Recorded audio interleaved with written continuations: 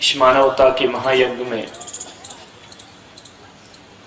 आप अपने समर्पण और ध्यान की आहुतियां दे रहे हैं।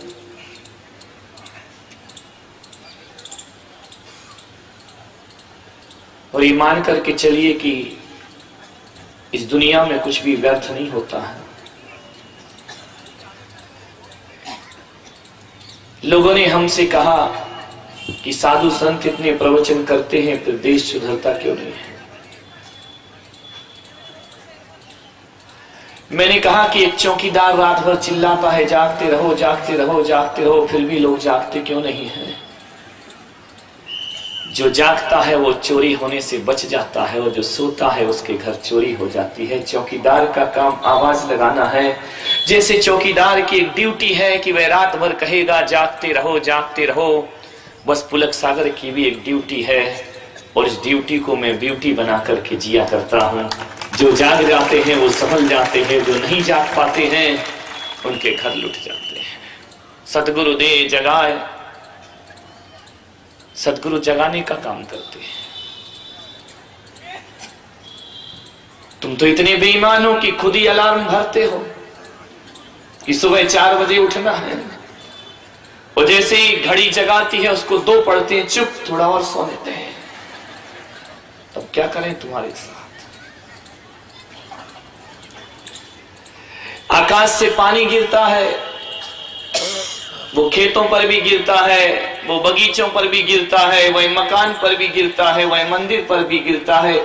आकाश से पानी गिरता है तो डामर की सड़कों पर भी गिरता है, लेकिन इतना मान करके चलो कि पानी यदि खेत में गिरता है तो फसलें पैदा होती हैं, पानी यदि बगीचे में गिरता है तो फूल खिला करते हैं। लेकिन ये भी मानकर चलो कि डामर की रोड पर गिरा हुआ पानी भी व्यर्थ नहीं होता है। मैं मानता हूं कि वहां फसल नहीं आती है, वहां फूल नहीं खिलते हैं, लेकिन गिरा हुआ पानी गोबर के धब्बे जरूर धो देता है, रोड की सफाई जरूर कर दिया करता है। अभी आपको निर्णय करना है कि आप खेत हैं कि खलिहान हैं कि बगीचे हैं कि डामर की पक्की सड़क है। इस सोचना आपको है मेरे भाई। बादल का काम बरसने का है और संतों का काम उपदेश देने का है। कितना ग्रहण होता है, कहां गिरता है, उसकी उपयोगिता वहां जाकर सिद्ध होती है। मैं जावरा में था, बरैया जी वहां से आए हैं अपनी टीम को लेकर।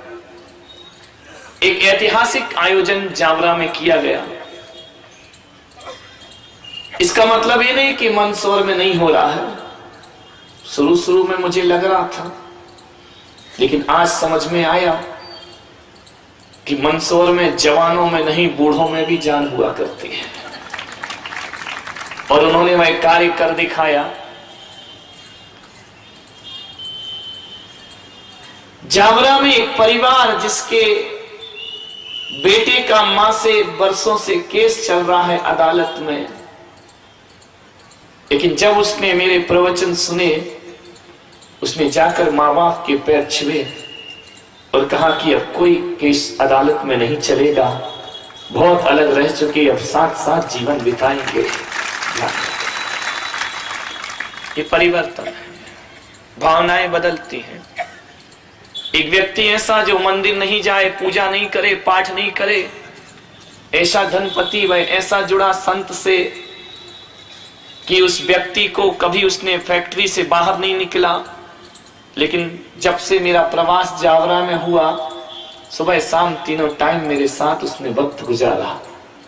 मान्यवर, विश्वास के साथ एक सम्मा जलाए रखिए और सुबह जरूर होगी, माहौल बनाए रखिए।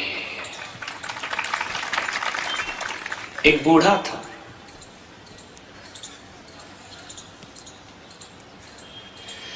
बुढ़ापा कभी कभी वरदान हो जाता है और बुढ़ापा कभी कभी अभिशाप बन जाता है। और एक बात ध्यान रखना कि ऐसा नहीं है कि तुम्हें बुढ़ापा ना आए। हाँ, दुर्घटना के शिकार हो गए तो जवानी में ही चले जाओगे, लेकिन यदि पूरी आयु जी है तो बचपन भी आएगा, जवानी भी आएगी और मरने से पहले बुढ़ापा भी आएगा। और ये बात भी ध्यान रखना कि बचपन के बाद जवानी आती है, जवानी के बाद बुढ़ापा आता है, और बुढ़ापे के बाद कुछ नहीं आता, फिर आदमी दुनिया से जाता है। उसके बाद कुछ नहीं है। बुढ़ापे के बाद फिर आने का इंतजार मत करना, फिर चलने की तैयारी करना। बुढ़ापा